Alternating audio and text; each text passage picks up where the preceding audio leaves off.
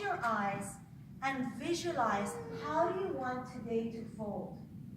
Visualize your receptionist, visualize your CDA, visualize your hygienist, visualize the way they say hello to you.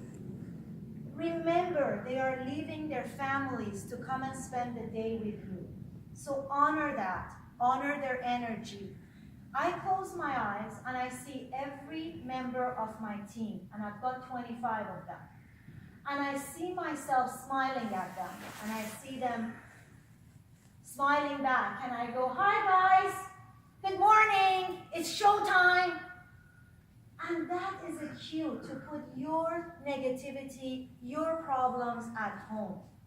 And then I visualize my patients, because they are more than a head attached to a set of teeth. And I say, all right, even if I touch one life today, and I think this goes back to the story I was saying. If I touch one life, if one person says to me, "Hey, Dr. Soraya, you made my day. Today was a good day." Regardless of my MOD, I do shitty MODs, okay? It's not about my MODs. Nobody knows how good my crown is. They don't care. What they care about is that you care about them. So I visualize that and how I can affect someone. I recently read something Mother Teresa said, and I really want to share that with you. When they asked her why she does what she does, she said, "I am a little pencil in a hand of a writing God that's sending love letters to the world." Isn't that lovely, you guys? She's a little pencil in a hand of a loving God that's sending love letters to the universe. So why not be that little pencil? We can't be Mother Teresa, and that's not what I'm suggesting. But whether you spend 1 hour in your practice or 55 hours, it's about that connection, that feeling of happiness and joy. And you can visualize it before you go into your practices. And that's something that all the athletes do when they go into Olympics. Incantation is to say something with force so that your brain believes it.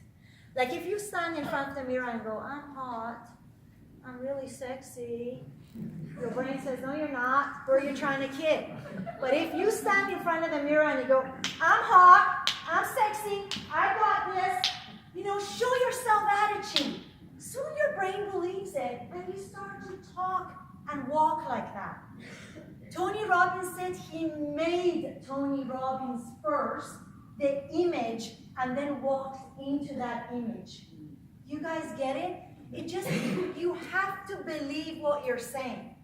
So my favorite incantation when I go running is this: "Every way, in every day, in every way, I'm getting better, stronger, happier, healthier." And I say that over and over again.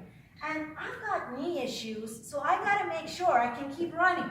So by saying that every day, in every way, I'm feeling better, stronger, happier, healthier, soon the bloody knee pain goes away. It's true. Try it.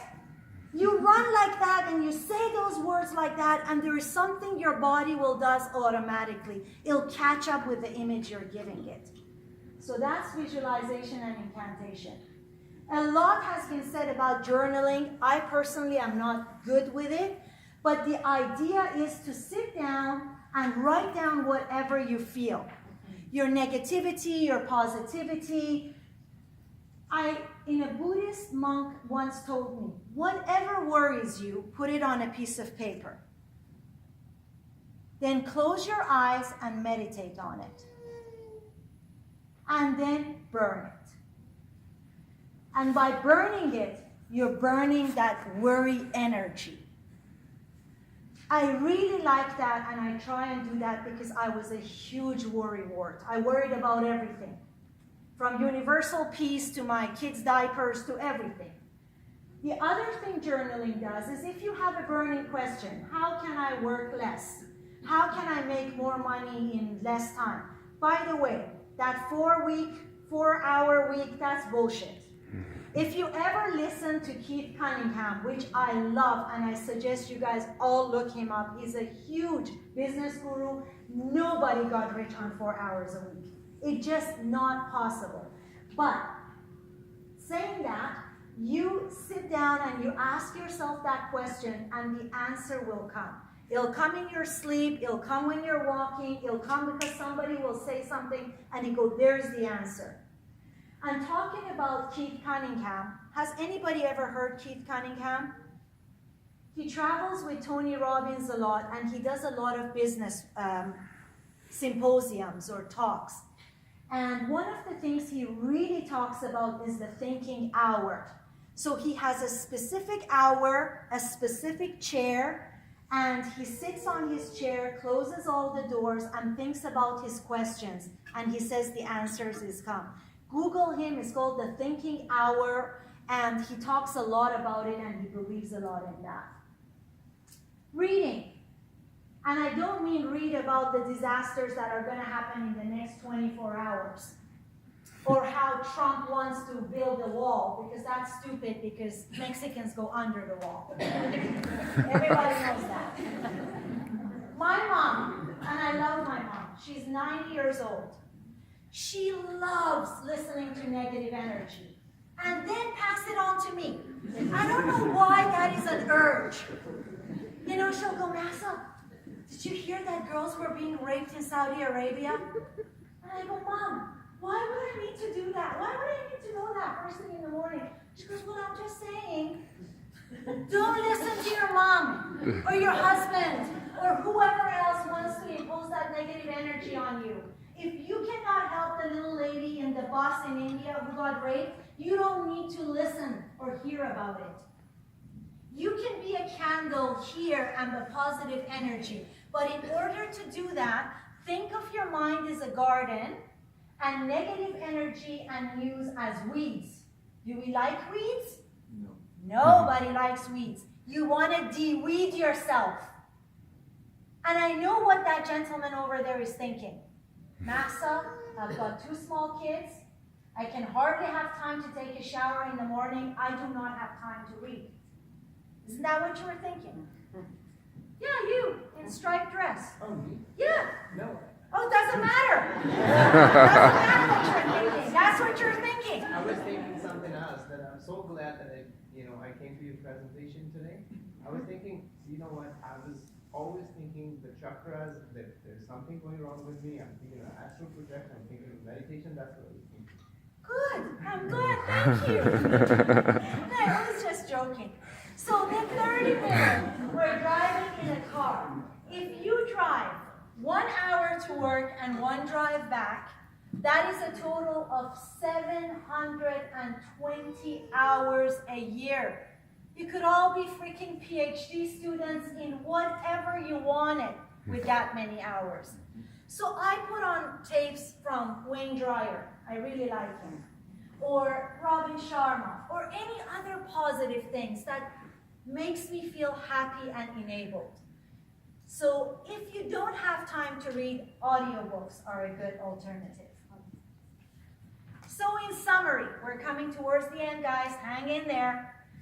The morning ritual involves some kind of meditation and quietening your mind, gratitude, 5 minutes, visualization and incantation, journaling, and breathing. Now, Tony Robbins says we always call God when we're unhappy, don't we? God, help me. God, my mom has a surgery. God, my kid is depressed. God, I hope I pass my exam. Imagine being God for a minute. Wow. You only hang out with a bunch of sucky, unhappy people all the time.